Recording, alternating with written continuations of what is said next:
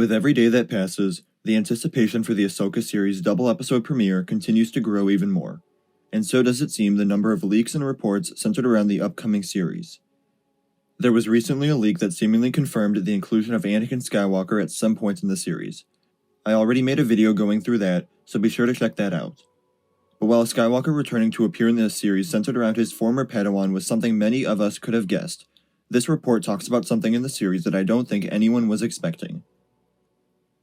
Ever since it's pretty much been announced, Ahsoka has sold itself as Star Wars Rebels Season 5, including many of the same characters, like Sabine Wren, Harrison Dula, Ezra Bridger, and Grand Admiral Thrawn. And it'll pick up on Ahsoka and Sabine's search for Ezra, which was set up in the Season 4 finale epilogue.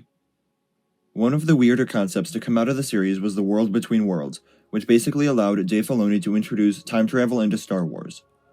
But according to this new report from Making Star Wars, he may not be done with it just yet.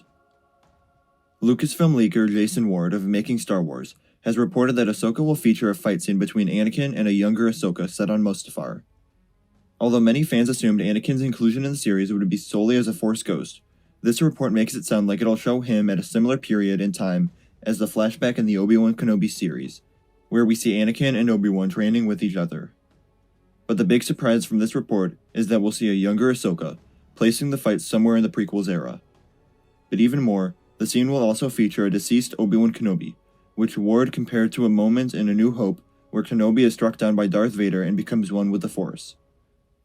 So obviously, none of this makes any sense. Ahsoka wasn't present during their fight on Mustafar, as she was surviving Order 66 with the help of Rex aboard a crashing Venator, and Obi-Wan lived to be an old man watching over Luke on Tatooine. As Ward claims in the report, the purpose of this scene is to show that it was always Anakin's destiny to turn to the dark side. After initially reading this, I, like many others out there, found this to be very weird and probably not something that I would want to see in the Ahsoka series. But after taking some time to think about it, this could be a very important moment for Ahsoka's character that we see in the series. During her confrontation with Maul on Mandalore, Ahsoka learned from him that Sidious had been grooming Anakin to be his next Sith apprentice, but she refused to believe him, and never informed the Jedi Council afterward of what she had learned, even though Yoda suspected she had more to say.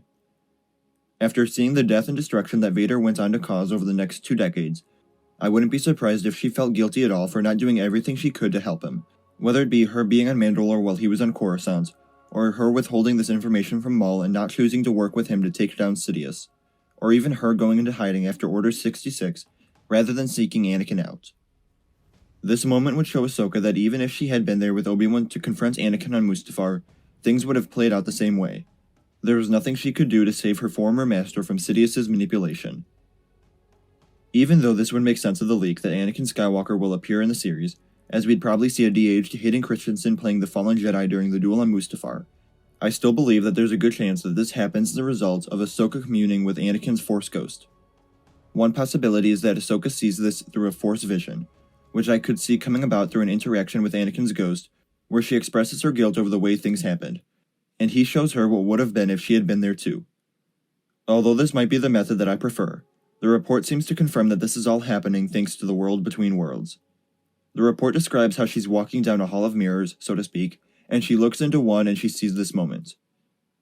Originally introduced in Rebels Season 4 Episode 13, the Star Wars location is best described as a nexus in the Force. It's depicted as a black void filled with portals that connect various points throughout space and time. In the episode, Ezra Bridger finds himself in the World Between Worlds and is able to use one of these portals to save Ahsoka's life. And, as I learned while researching for another upcoming video, Ahsoka apparently discovered another portal on Malachor after she returned to her own time period, so this may be the point of access which she returns to later on in life. Ever since its introduction, the World Between Worlds has been a main point of speculation among fans, now that time travel is seemingly possible.